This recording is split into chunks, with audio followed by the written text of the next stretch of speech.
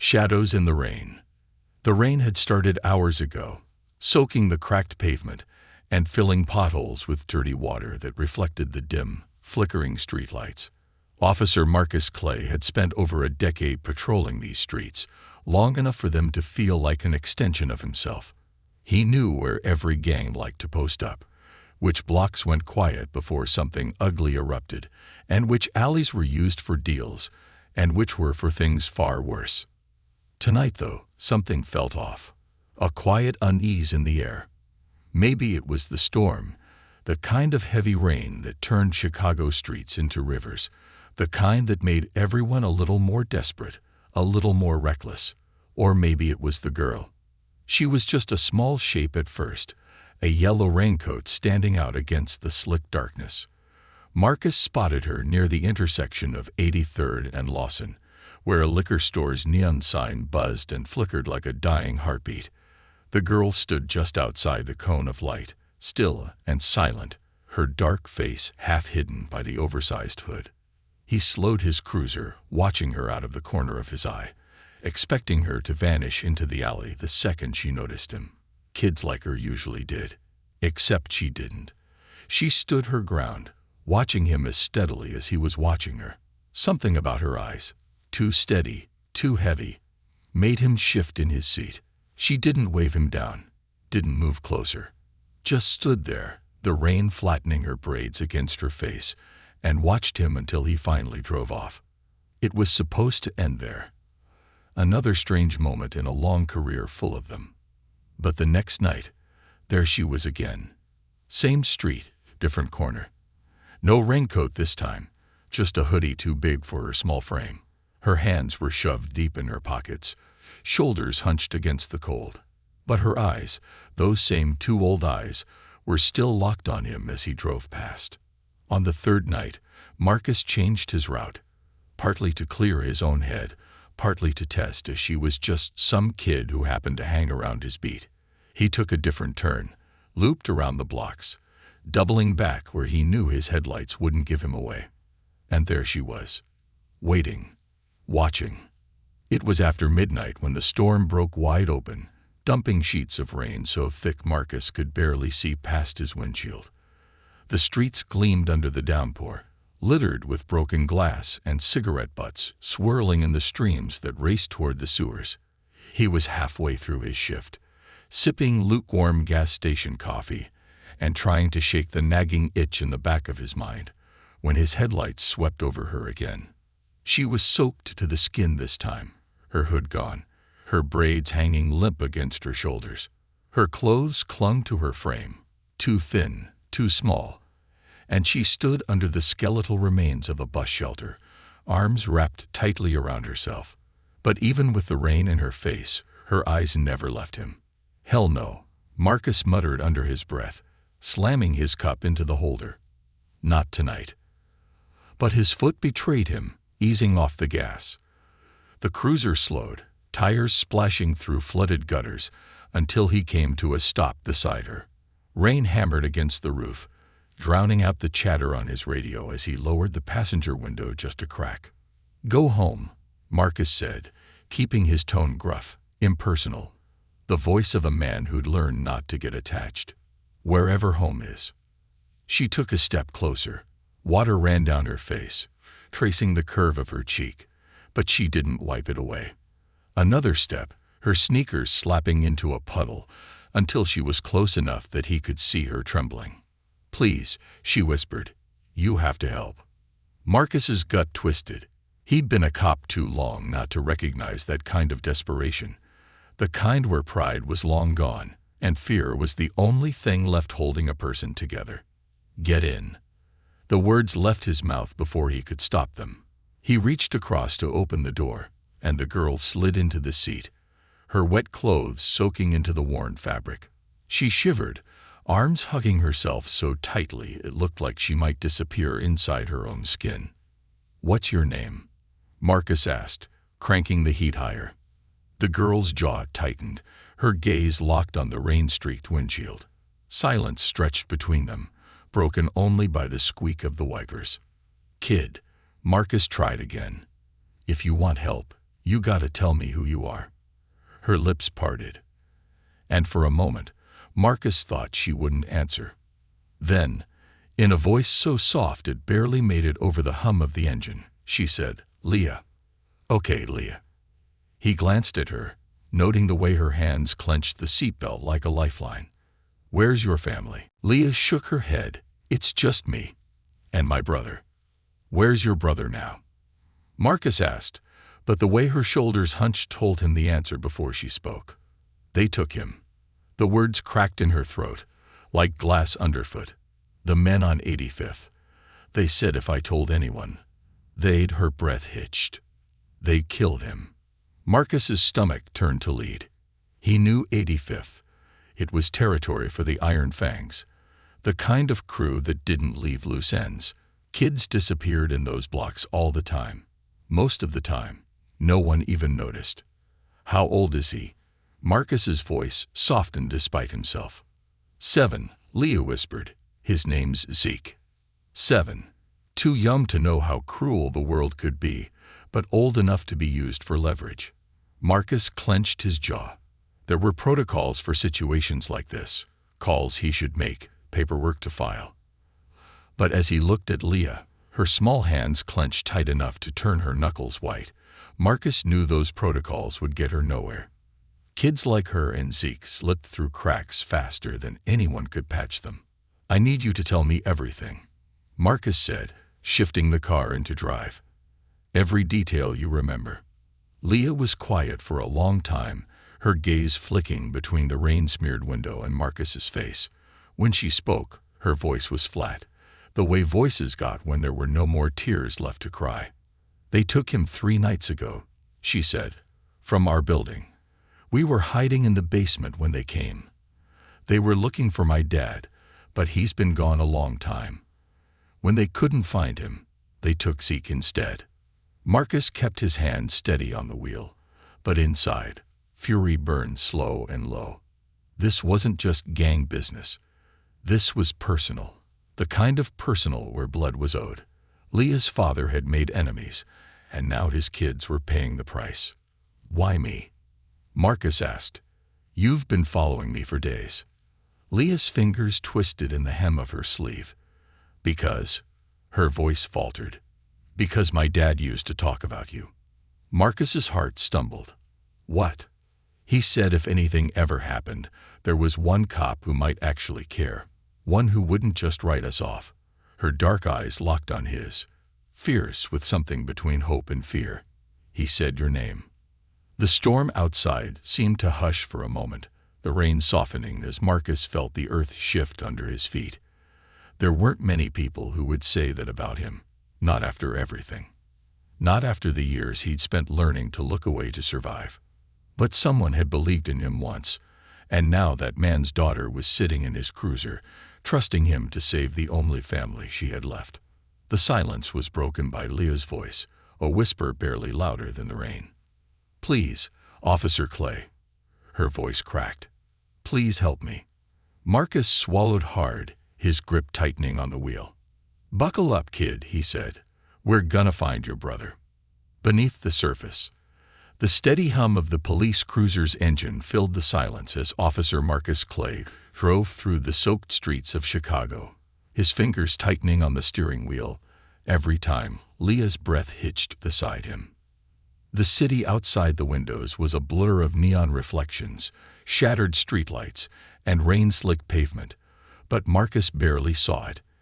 His mind was too busy replaying the words the girl had said, words that cracked through the protective shell he'd spent years building.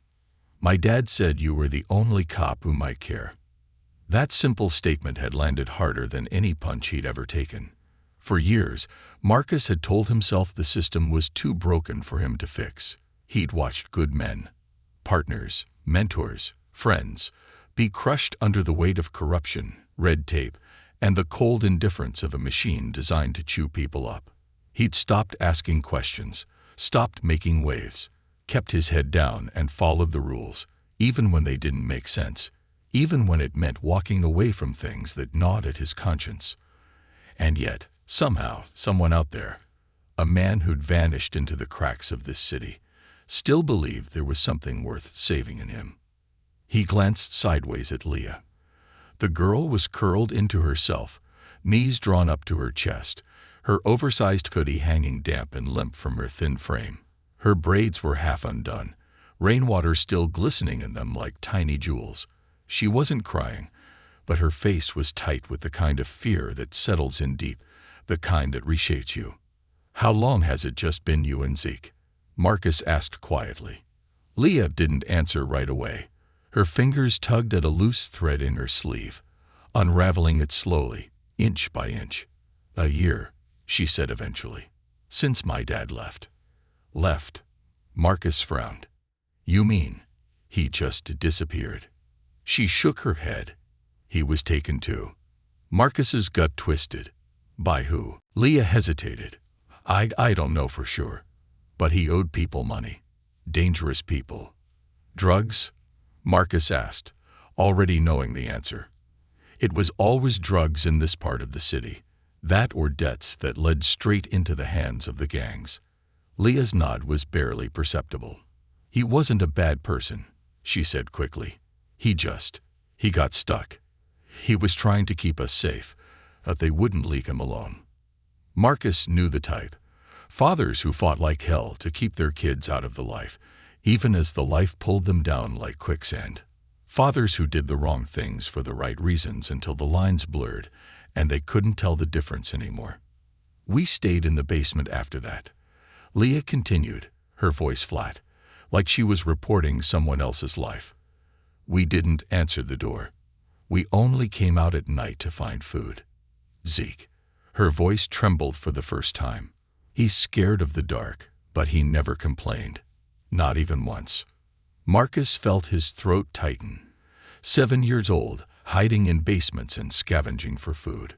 He thought of his own daughter, growing up safe in the suburbs with her biggest worry being her grades or her soccer games.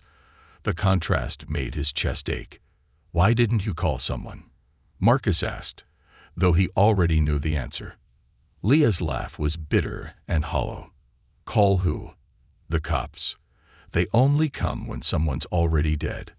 Nobody cares about kids like us." She turned to him then, her eyes sharp and full of something far too old for a child. "Except you." Marcus gripped the wheel so tightly his knuckles turned white. "Except me." They drove in silence for a while, the rhythmic slap of the windshield wipers, the only sound between them. Outside, the rain eased to a drizzle, but the sky remained heavy, the kind of gray that pressed down on the city like a weight. "You said they took Zeke 3 nights ago," Marcus asked, breaking the silence. Leah nodded. "Did you see any faces? Hear any names?" She shook her head. "They wore masks. But I remember one of them had a tattoo." Marcus glanced at her. "What kind of tattoo?" "It was on his hand," she said, tracing her own hand with her finger.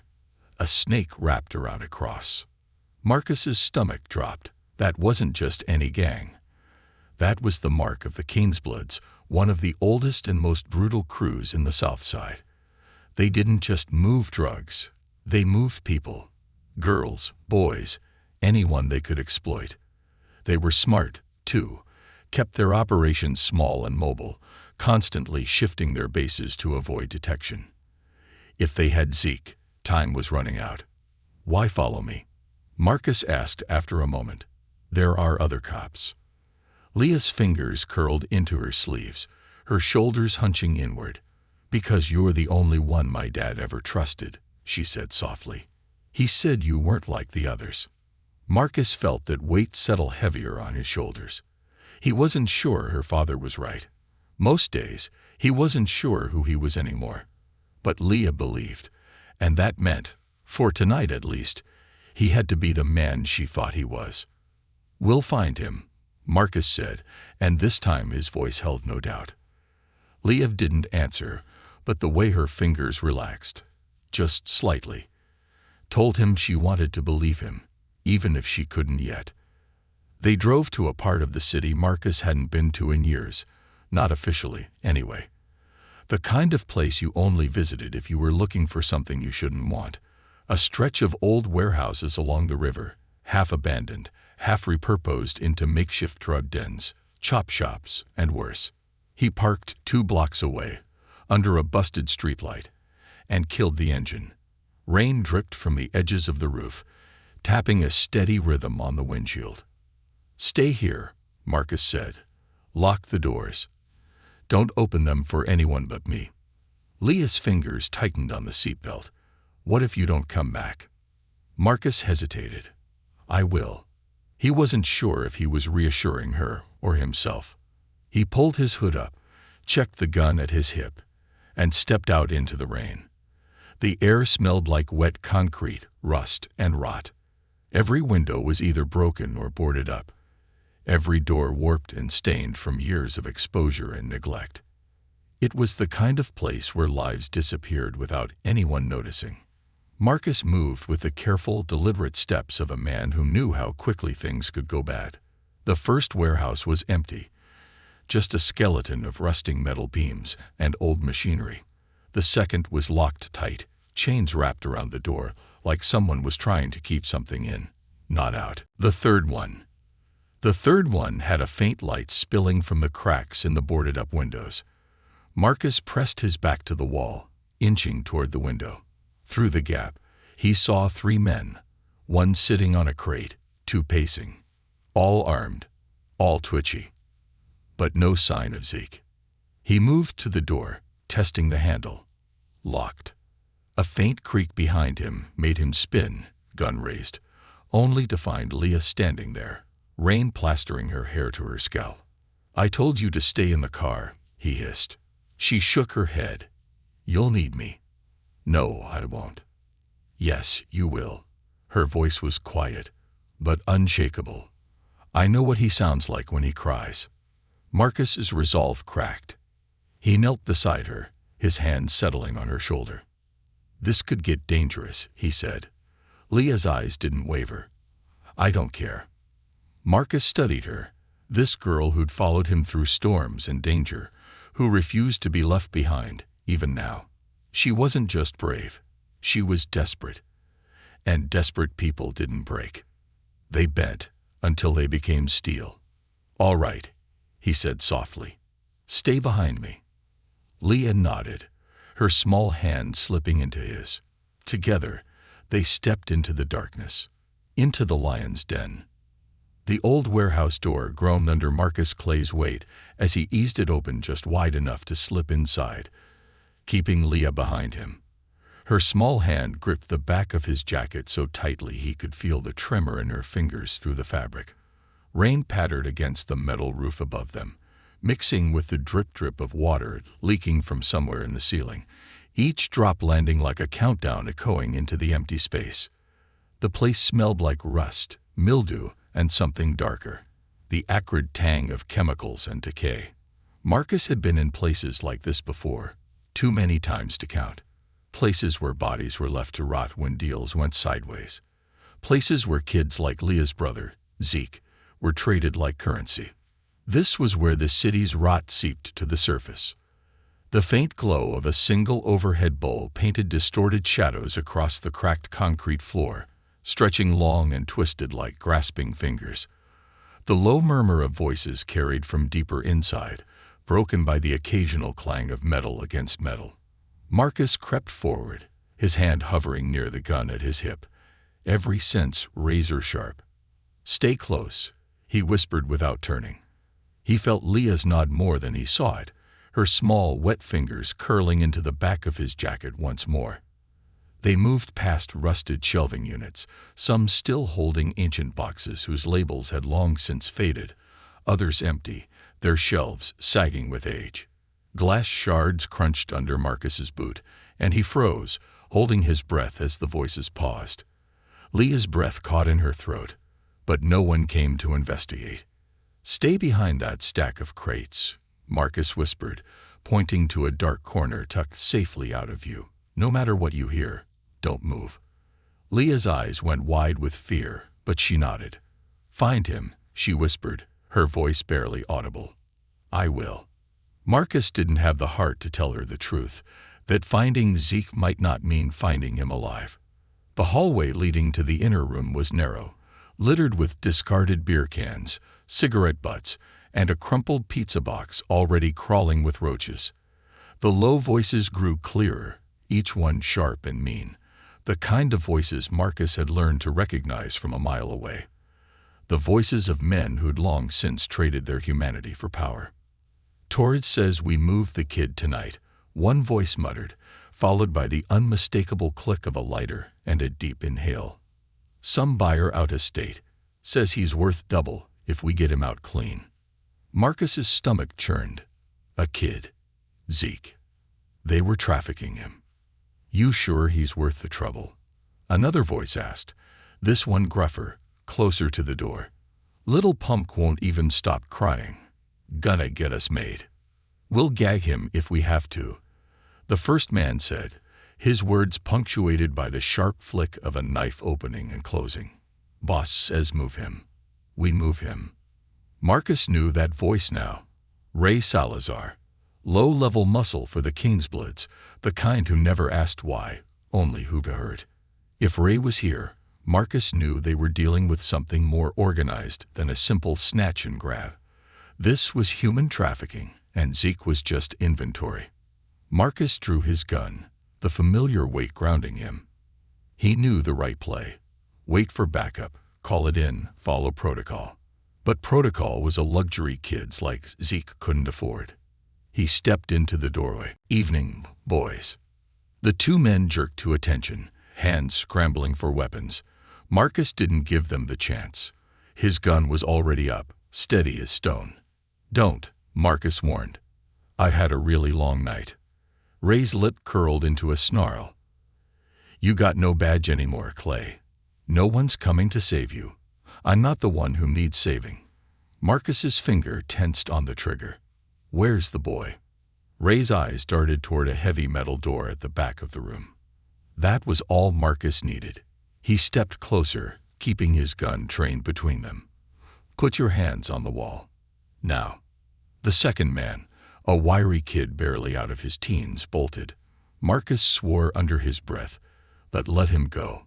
Zeke was the priority. Ray sneered but did as he was told, pressing his palms against the stained drywall. "You really think you're getting out of here with that kid?" He taunted.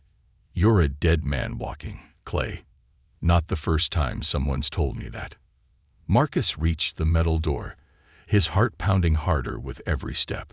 He holstered his gun long enough to yank it open. The hinges screamed, but Marcus barely heard them over the sound that followed. A child's muffled sobs. He stepped inside. The room was bare, except for a stained mattress in the corner and a rusted metal chair. Zeke sat on the mattress, his hands tied in front of him with thick zip ties, his mouth covered with a piece of duct tape. His wide eyes were red and puffy, his cheeks streaked with tears. He was even smaller than Marcus had expected, his knees drawn up to his chest, like he was trying to make himself disappear. "Zeke," Marcus said softly, crouching down. "It's okay. I'm here to take you home." Zeke flinched at first, shrinking back against the wall. Marcus kept his hands visible, his voice calm. "Leah sent me," he said. "Your sister's waiting for you." At the mention of Leah, Zeke's trembling slowed. Marcus pulled a pocket knife from his belt and carefully cut the zip ties, then peeled the duct tape from Zeke's mouth. The boy's lip quivered, but he didn't cry again. He just whispered, "Leah." "She's safe," Marcus promised. "Let's get you out of here." He scooped Zeke up, the boy's thin arms wrapping around his neck like a vice. Marcus could feel Zeke's heart hammering against his chest, the rapid beat mirroring his own. The second they stepped back into the main room, Marcus knew they were out of time. The wiry kid had brought friends. 3 more gang members blocked the hallway, all armed. Behind them, Ray was grinning. "Looks like you're outnumbered, officer," Ray sneered. "Hand over the kid, and maybe we let you walk." Zeke whimpered into Marcus's shoulder. Marcus shifted, keeping his body between the boy and the men. "Or," Marcus said, his voice low, "you could back the hell off." Ray's grin faltered just a fraction, but he wasn't backing down. Not in front of his crew. Marcus drew his gun. "You want him," Marcus said. "You'll have to go through me." The first man lunged. Marcus fired. A clean shot to the shoulder, enough to drop him without killing him. The second hesitated, giving Marcus the opening to shove past, keeping Zeke tight against his chest. The third grabbed for Marcus's jacket, but Marcus spun, driving his elbow into the man's throat. He crumpled with a gurgling cough. Ray's gun was out, but Marcus was faster. He didn't shoot to wound this time. The bullet punched into Ray's leg, sending him sprawling. Zeke's sobs were silent, his small fingers clinging to Marcus's collar as they burst out into the rain. Leah was waiting just outside the crates where he'd left her, her face pale and tight with fear. The second she saw Zeke, her eyes filled with tears. "Zeke," she cried, running to them. Marcus set the boy down, and Leah wrapped him in her arms, holding him so tightly Marcus wasn't sure either of them could breathe. Zeke clung back just as fiercely, his face buried in her shoulder. "Thank you," Leah whispered, her voice breaking. Marcus stood guard over them, gun still in hand, watching the warehouse door. No one followed. Yet. "We have to go," Marcus said softly. "Now." Leah nodded, pulling Zeke along as they ran toward the cruiser. Marcus's mind was already racing ahead. Where to hide, who to trust. The Kingsbloods wouldn't forget this. Neither would Ray. But as Leah slid into the back seat, still holding her brother, Marcus knew one thing for certain. For the first time in a long time, he was fighting for something that mattered. And he wasn't stopping now. The weight of trust. The rain was still coming down in thin sheets as Marcus Clay steered the cruiser down the side streets of South Chicago, keeping the headlights dimmed and his speed just below suspicious. His heart hadn't slowed since the moment they'd bolted from the warehouse, and the cold weight of his gun still rested on his thigh ready. Leah sat in the back seat with Zeke curled against her side, her arms wrapped around him like she could hold him together with sheer willpower. The boy's small frame shuddered every few minutes, the shock of the past 3 days slowly bleeding out of him. But he was alive. That was what mattered. The streetlights flickered by in a rhythmic blur, painting pale yellow stripes across the wet glass. Every time Marcus's eyes flicked to the rearview mirror, Leah's gaze met his, unblinking, watchful, and afraid. Not of him, of everything. "Where are we going?" Leah asked, her voice soft but cutting through the silence like a razor. Marcus didn't have a good answer. His original plan had ended the moment they got Zeke out. After that, all bets were off. He'd crossed a line tonight, not just a legal one, but a personal one. There was no undoing the shots he'd fired, the men he'd put down, or the names now carved into his memory. The Kingsbloods didn't forget, and they sure as hell didn't forgive. "We need to lay low," Marcus said finally. "Somewhere they won't look." Leah's arms tightened around her brother, and Marcus saw the flicker of doubt in her eyes. There's nowhere they won't look. She was right, and they both knew it. They drove for hours, weaving through neighborhoods where Marcus knew the gangs didn't bother to patrol, neighborhoods where the crime was more about bad luck than organized violence. They stopped once at a 24-hour convenience store, Marcus buying bottled water, granola bars, and a first aid kit. Zeke's wrists were red and raw from the zip ties, and the boy flinched when Marcus gently cleaned the skin and applied ointment. Leah sat beside them on the motel bed, watching every movement with hawk-like precision, ready to leap if Marcus hurt him. The loyalty between them was fierce, a bond forged in fire. "Do you want something to eat?" Marcus asked Zeke, but the boy shook his head and buried his face in Leah's side. "He'll eat when he's ready," Leah said softly. The motel room was a pitiful excuse for safety. The carpets were stained, the walls thin enough to hear the TV playing next door, and the flickering fluorescent light buzzed like an angry hornet. But it was off the grid, cash paid, no ID, and for tonight, it was the best they had. Marcus sat in the single chair near the window. his back to the wall, eyes on the door. He hadn't even taken off his jacket, the weight of his gun reassuring against his side. "You knew my dad," Leah said after a long silence. Marcus glanced over at her. She sat cross-legged on the bed beside Zeke, who had finally drifted into an exhausted sleep. Her expression was guarded, her eyes still too old for her face. "I did," Marcus admitted. "A long time ago." "What happened to him?" she asked, her voice small but unrelenting. Marcus took a deep breath. There were no easy answers for that question, no way to soften the truth. "Your dad got into trouble," Marcus said. "He was trying to protect you. But sometimes you can't outrun the people you owe." Leah's gaze dropped to her lap. "Did you try to help him?" Marcus stared at the rain streaming down the window, the memories cutting through him like glass. Not enough. The silence that followed was heavier than the rain outside. Marcus could feel the weight of Leah's thoughts, the unspoken question hanging between them. "If you didn't help him, why are you helping us?" He didn't have an answer for that either. The knock came at 4:17 a.m. 3 sharp raps. Deliberate, spaced, wrong. Marcus was out of his chair in an instant, gun in hand, moving silently to the door. He pressed his eye to the peephole, but the distorted figure outside was nothing but a blur under the flickering neon. "Leah," Marcus whispered, "take Zeke and get into the bathroom. Lock the door." She didn't question him. She gathered her sleeping brother in her arms and carried him into the tiny bathroom, the door clicking shut behind her. Marcus cracked the door open just enough to see. A man stood there, drenched from head to toe, a hood pulled low over his face. But Marcus knew him, knew the set of his shoulders, the nervous twitch of his fingers. "Mick," Marcus hissed, yanking the door open. Mick Sanders, Marcus's old partner, slipped inside fast, dripping water all over the cheap carpet. His face was pale, his eyes darting from the door to the bathroom. "Jesus, Marcus," Mick whispered. "What the hell did you do?"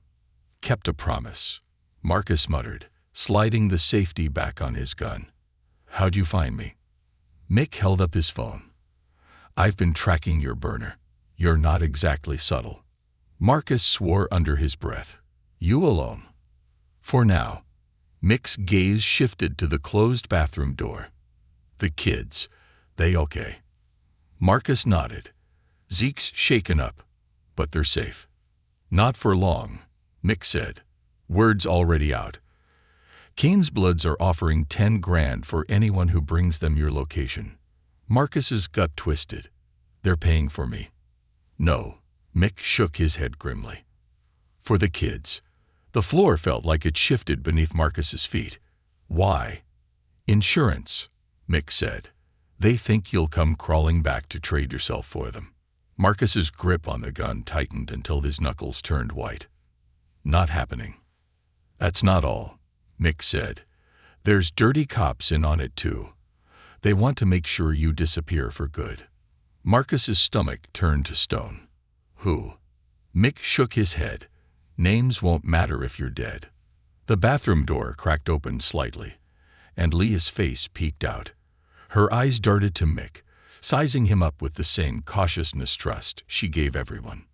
"It's okay," Marcus said gently. "He's a friend." Leah didn't look convinced, but she stepped out, keeping Zeke close behind her. The boy's small face was pale, his eyes shadowed with exhaustion and fear. Mick's expression softened slightly at the sight of them. "They're just kids, Mick," Marcus said quietly. "Doesn't matter to the Kingsbloods." Mick's voice was tight.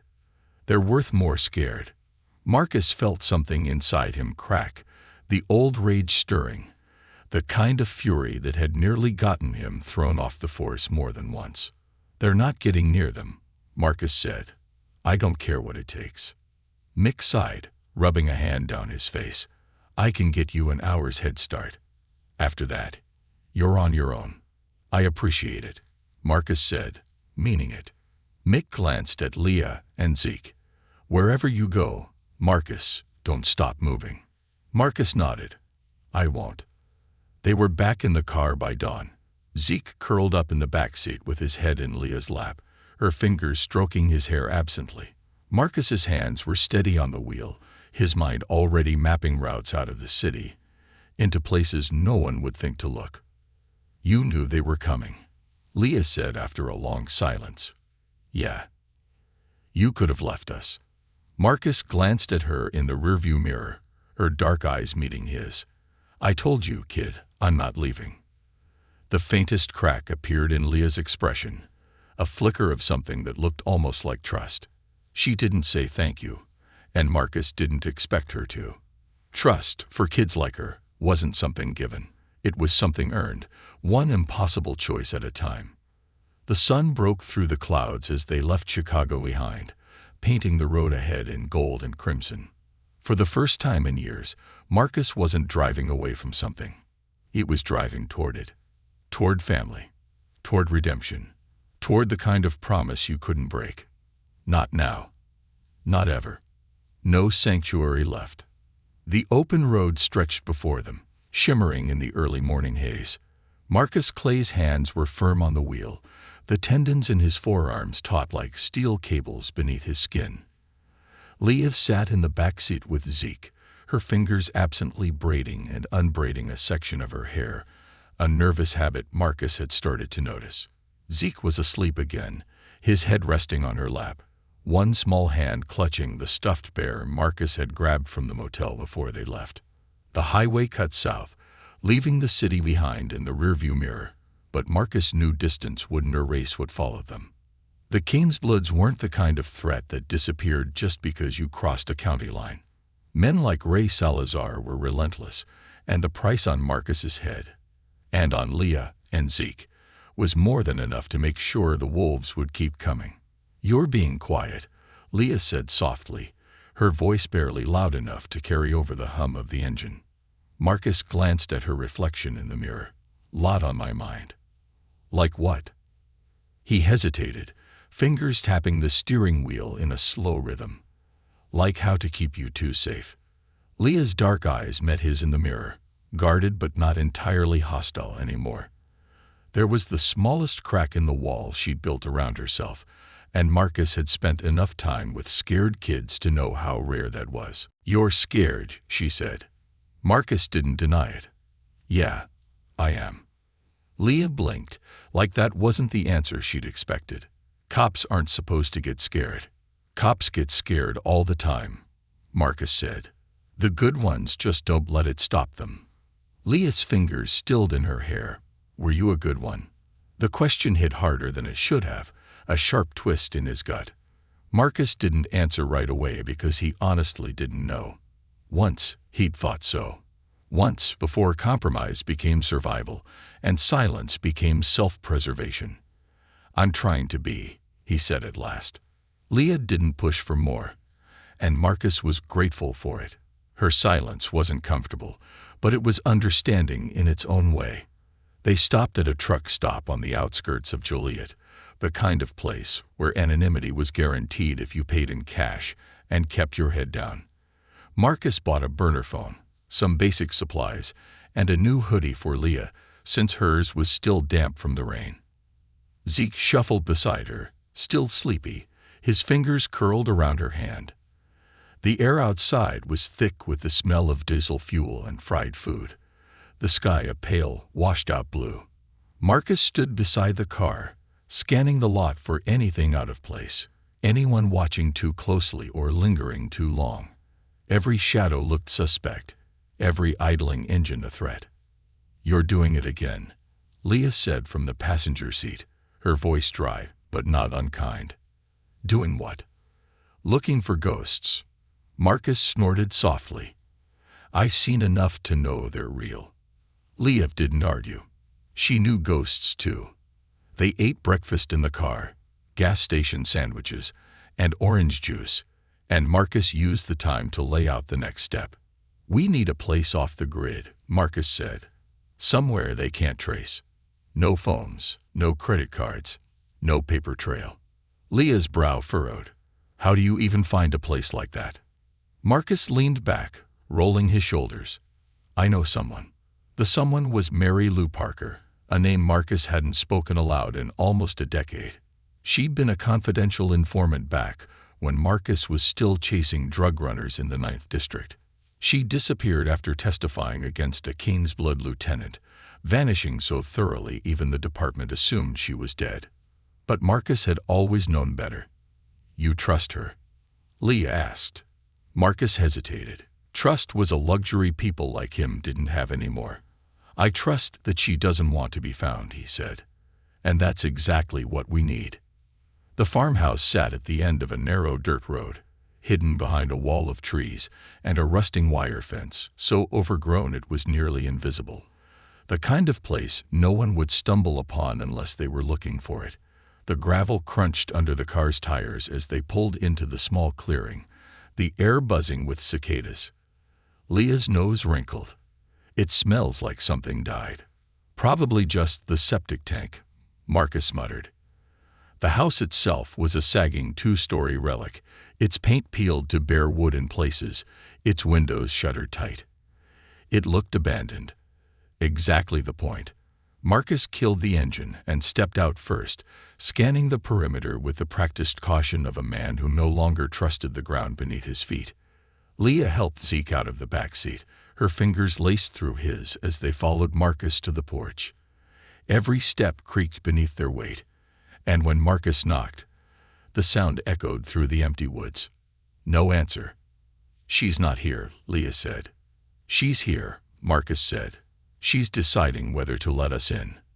There was a sharp metallic click, the unmistakable sound of a shotgun being cocked. Marcus didn't flinch. "It's me," he called out. "Clay." A long silence followed. Then the door opened just wide enough for one eye, sharp, suspicious, and surrounded by weathered skin, to peer out. "Jesus Christ, Clay." Mary Lou's voice was low, gravelly from a lifetime of cigarettes. "What the hell did you drag to my door?" "Kids," Marcus said simply. "And trouble." Mary Lou sighed, stepping back and opening the door. "Well, ain't that just my luck?" The house smelled like dust, stale coffee, and something faintly metallic, like rusted nails. The furniture was mismatched and worn, every surface cluttered with the detritus of a life lived in hiding. Stacks of old newspapers, empty pill bottles, a hunting rifle propped against the fireplace. Mary Lou stood with her arms crossed, her gaze darting between Marcus and the kids. "What's the story?" "King's Bloods," Marcus said. "They took the boy. We got him back." Mary Lou's expression didn't change. "And now they're after you." "And them," Marcus said. Mary Lou's eyes softened slightly when they landed on Zeke, who clung to Leah's side like a shadow. "Always the kids," she muttered. "Always." She gestured toward the stairs. "There's a bedroom up there. 2 beds. It's clean enough." Leah didn't move until Marcus gave her a small nod. Then she led Zeke upstairs without a word. "You know they'll find you here," Mary Lou said once the kids were out of earshot. "Eventually," Marcus agreed. "But we need time." Mary Lou's lip curled into something that wasn't quite a smile. "Time's not a thing you get much of these days, Clay." "Maybe not." Marcus rubbed the back of his neck. "But I owe them this." Mary Lou's sharp eyes softened just a fraction. "You always did hate leaving debts unpaid." That night, Marcus sat on the porch with Mary Lou's shotgun across his lap, the weight of it familiar and oddly comforting. The cicadas had fallen silent, replaced by the distant rustle of wind through the trees and the occasional crack of a branch underfoot. Every noise was a potential threat. Inside, through the thin curtains, Marcus could see Leah sitting up in bed beside Zeke, her fingers tracing patterns on his back until his breathing evened out. She caught Marcus watching and gave a small nod. Not quite trust, not yet, but something close to it. The door creaked open behind him, and Mary Lou stepped out, a cigarette dangling from her lips. "You know they won't stop." "I know," Marcus said. "And you're still here." "Yeah." Mary Lou shook her head. "You always were a stubborn bastard." Marcus exhaled slowly. They deserve better than running for the rest of their lives. Mary Lou took a long drag from her cigarette. Then you'd better figure out how to end this. Quick. Marcus's hand tightened on the shotgun. I'm working on it. The night pressed in around them, heavy with the weight of what was coming. But for now, at least, they had a place to rest. For now. The cost of redemption. The air inside the farmhouse was still, the kind of silence that wasn't peaceful. It was expectant. Every tick of the old clock above the mantel felt too loud. Every creak of the aging wood beneath Marcus Clay's boots a reminder that the fragile refuge they'd found was temporary at best. He sat in the kitchen, the shotgun Mary Lou had lent him resting across the table, its barrel polished from his constant handling. In his lap sat a notebook, pages filled with hastily scribbled notes, names, locations, and connections pieced together from memory and desperation. It wasn't enough. The Canesbloods were a hydra, cut off one head, and 2 more grew back. Even if Marcus took out the men coming for them, the threat wouldn't die. This wasn't just revenge or business. It was a message. They wanted everyone to see what happened when you crossed them, especially a cop. Marcus ran a hand down his face, exhaustion digging deep into his bones. The weight of Leah and Zeke upstairs made his shoulders sag. It was one thing to risk his own life. It was another to gamble theirs. Soft footsteps crept down the stairs. Marcus looked up to see Leah standing in the doorway, the oversized hoodie he bought her hanging off her frame. Her braids were messy, sleep still clinging to the corners of her eyes. But her gaze was clear. "You're planning something," she said quietly. Marcus didn't deny it. "I'm thinking about leaving us." The question hit him like a bullet, sharp and clean.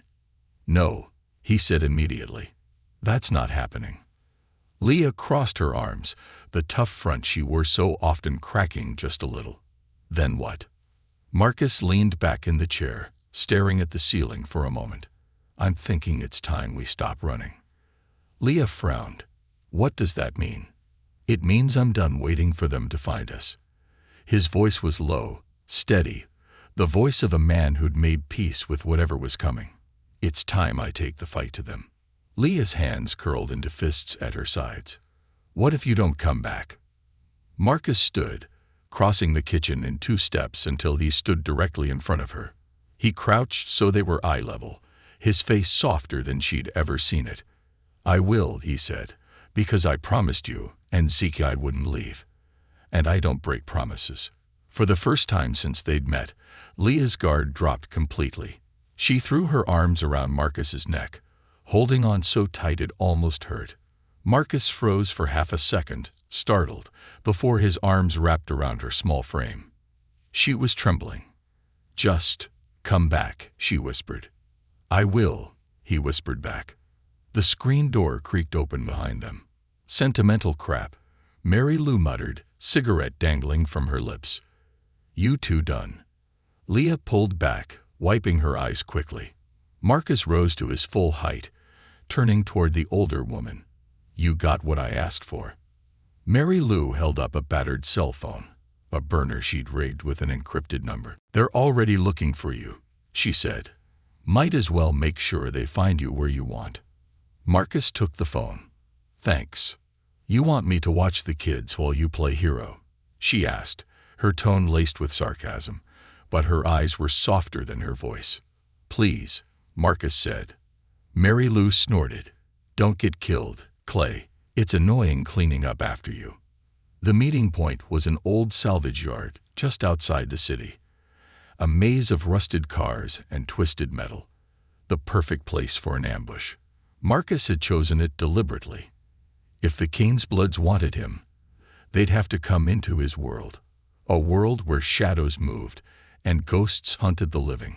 He stood beside a burned-out SUV, rain trickling down the back of his neck, the shotgun slung over his shoulder, and his sidearm resting against his hip. The phone in his hand was dialed into one number, a number that would light a flare in the Canesbloods network the second he called it. He pressed dial. It rang once, twice. Then a voice.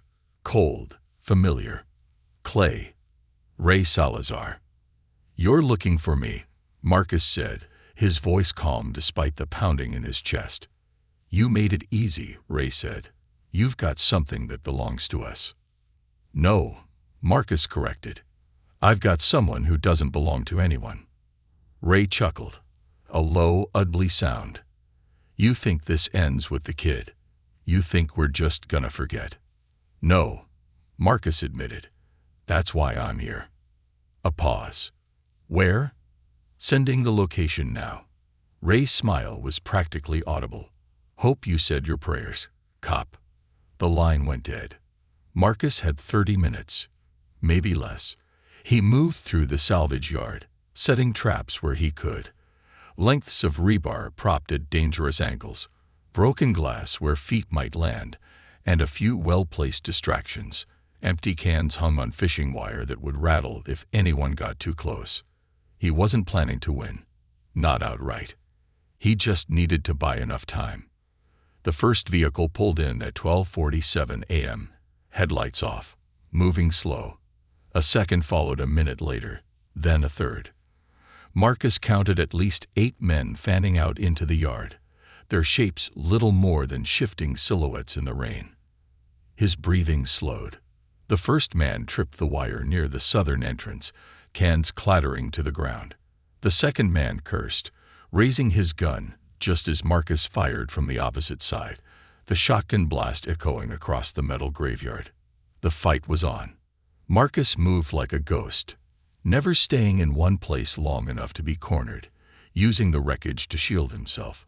He took down 2 more quickly, one with a bullet to the knee, the other with a brutal strike to the head, using the butt of his gun. But there were too many. A fist caught him across the jaw, sending him stumbling into the side of a rusted sit-in. He fired blindly, driving his attacker back, but pain blossomed in his ribs as another man tackled him to the ground. Boots rained down on him, kicks aimed at his stomach, his back, his ribs. Marcus curled inward, protecting his head, waiting for the opening. It came in the form of Ray Salazar's voice. "Enough." The beating stopped. Marcus spat blood onto the wet ground, struggling to his feet as Ray stepped into the flickering light of a nearby flood lamp. His grin was pure malice. "You really thought you could win this?" Ray asked. Marcus wiped his mouth with the back of his hand. "Wasn't trying to win." Ray's grin faltered. "What?" The flood lamp exploded in a shower of sparks as a rifle shot rang out. Sharp, clean, precise. "Mary Lou." Marcus dove forward, driving his shoulder into Ray's gut, knocking him back into the twisted wreckage behind him. Ray's gun skittered across the ground, lost in the dark. "Call them off," Marcus growled, his forearm pressing against Ray's throat. Ray's eyes bulged, but his grin returned. A bloody, broken thing. "They won't stop." Marcus's fingers tightened. "Neither will I." Another shot rang out. Another man fell. Ray's sneer twisted into something like fear. All right," he gasped. "They're done." "Not good enough." Marcus leaned in. "You ever come near those kids again, ever, I'll bury you so deep that they'll forget you existed." Ray's nod was jerky, panicked. Marcus let go.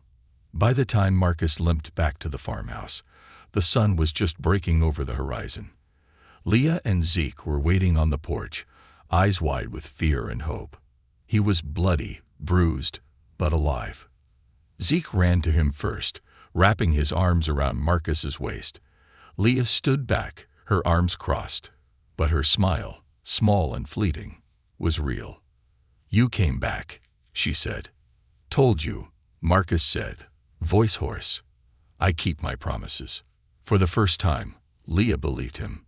They weren't running anymore. They were home.